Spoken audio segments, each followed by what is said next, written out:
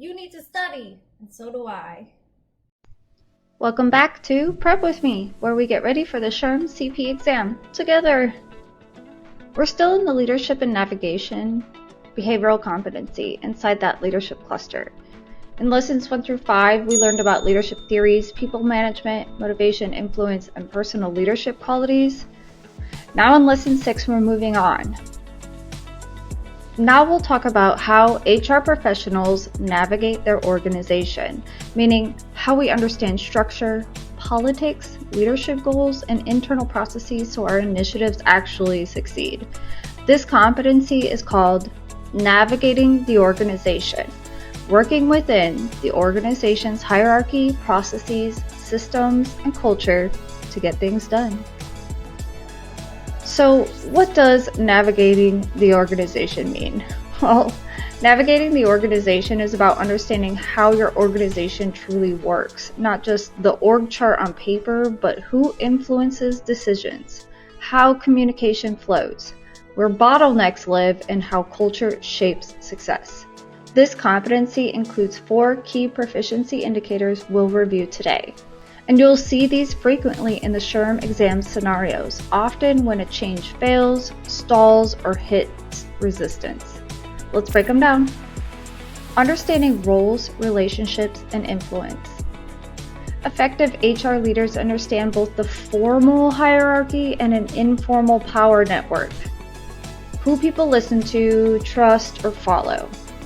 This includes executives' priorities, maybe a departmental goal, interpersonal dynamics that all affect decision making. Your mental cue is know who's really moving the organization. This matters because if you don't know who influences decisions behind the scenes, even the best HR initiatives will stall. So, for the test. Choose answers where HR identifies key stakeholders, understands informal influence, builds relationships before pushing initiatives, and recognizes competing leader interests. From what I hear, SHRM loves scenarios where an initiative fails because HR did not involve the right people. So here's a question. A new policy keeps getting delayed because the operations team informally follows guidance from a long-tenured supervisor who, just wasn't consulted. What should HR do? A. Escalate the issue to the CEO. B. Include the supervisor in discussions to gain informal influence support. C. Rewrite the policy. Or D. Proceed without their input. The answer is B. Include the supervisor in discussions to gain informal influence support. The rationale behind this is that these informal influencers must be included early for initiatives to succeed. That's how we successfully navigate the organization, by understanding roles, relationships, and influence. Concept 2. Facilitating communication and decision making.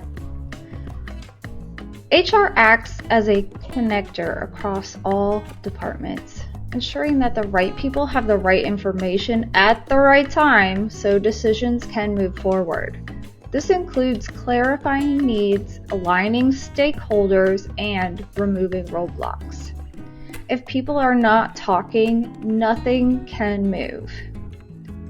Most HR failures are not really about a bad idea. They're about miscommunication or misalignment. So for the test, in facilitating communication and decision making, look for answers where HR brings stakeholders together, clarifies roles or expectations, facilitates meetings or discussions, ensures transparency and alignment. Avoid answers where HR makes unilateral decisions without communicating with anyone. So here's a question. A cross-functional project is stuck because each department believes another group is responsible for approvals. What should HR do first? A. Assign responsibility to one team. B. Rewrite the workflow alone. C. Submit the project to executive leadership. Or D. Facilitate a meeting to clarify roles and decision points. The answer is D, facilitate a meeting to clarify roles and decision points. HR should clarify communication and decision-making processes, not decide for others. This aligns with facilitating communication and decision-making. Number 3, understanding the political environment and culture. Organizational politics are not bad. They're just the real dynamics of how decisions get made in companies, priorities, alliances, values, and unwritten rules. Culture reflects how people behave, what's rewarded, and what is resisted. Your mental cue here could be read the room before you try to move the room.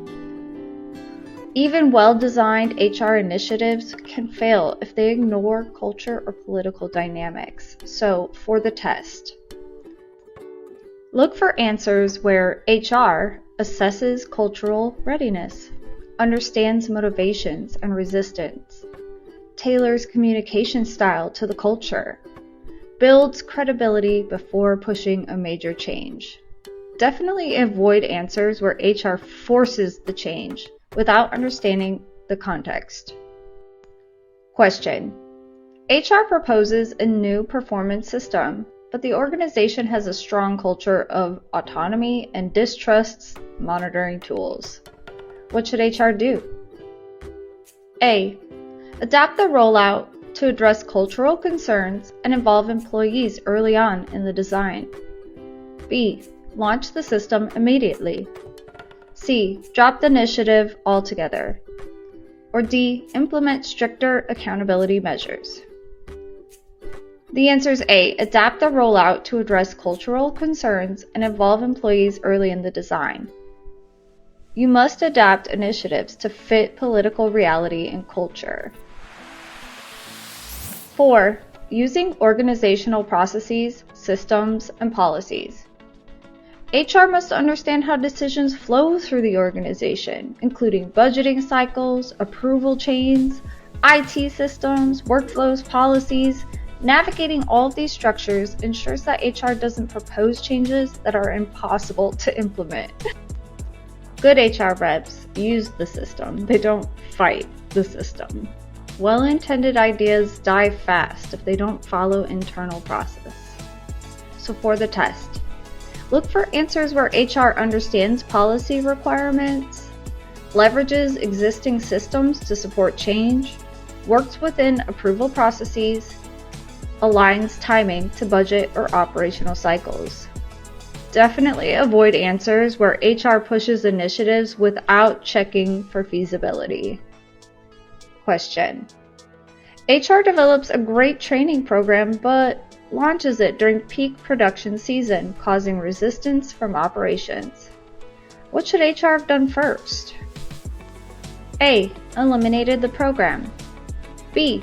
Outsourced the training. C. Required mandatory attendance. Or D. Reviewed organizational cycles and workflows before scheduling the rollout.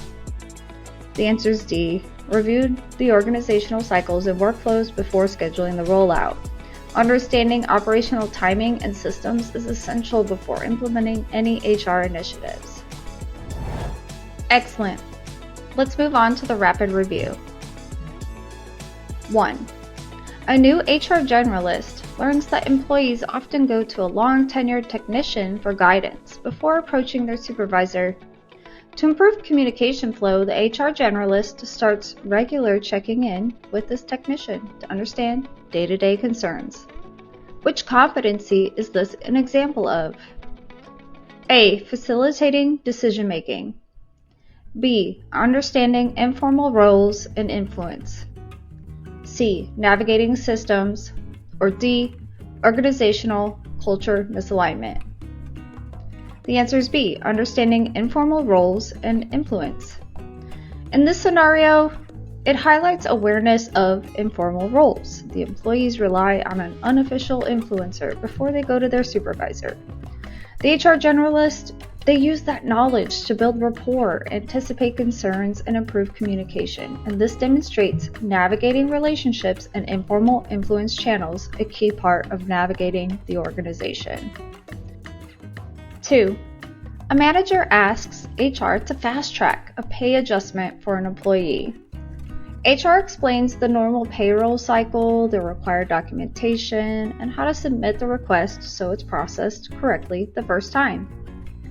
What does this reflect? A. Navigating organizational processes and systems. B. Facilitating communication. C. Risk mitigation. Or D. Relationship management. The answer to this one is navigating organizational processes and systems, A. This scenario emphasizes HR's daily responsibility to guide managers through procedures. So in this case, it was a pay process. The HR professional used knowledge of systems, timing, and policy requirements to ensure the request was processed smoothly. That's exactly what using organizational structure, processes, and policies means in the BASK. 3.